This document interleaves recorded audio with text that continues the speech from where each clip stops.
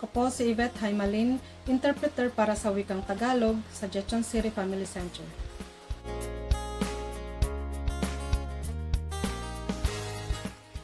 Ang TAPEUM ay isang serbisyo sa suportang pang-edukasyon na tumutulong sa mga bata mula sa multicultural na pamilya sa pamamagitan ng pagbibigay ng libreng edukasyon at dagdag kaalaman sa matematika at Hangul.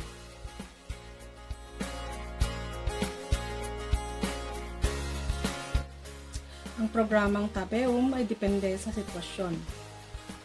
Kung mayroong higit sa 2 bata na nag-aaral sa kindergarten at daycare center, ang mga guro ng TAPEUM ay maaaring bibisitahin at gabayan sila sa kanilang bahay minsan o 2 beses sa isang linggo.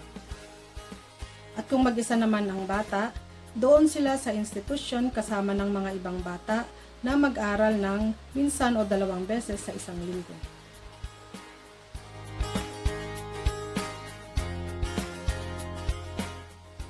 Ang TAPEUM ay binuo upang mapabuti ang kaalaman sa wikang Hangul at abilidad sa matematika.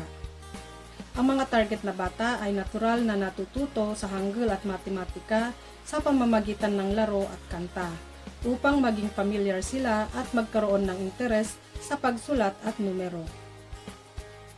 Sa pamamagitan nito, magkakaroon sila ng kumpiyansa sa sarili at sa eskwelahan. Maaaring mag-apply para sa serbisyong TAPEUM ang mga multicultural na pamilya, mga batang imigrante o dayuhang pamilya ng mga bata na may edad 4 hanggang 8 taong gulang.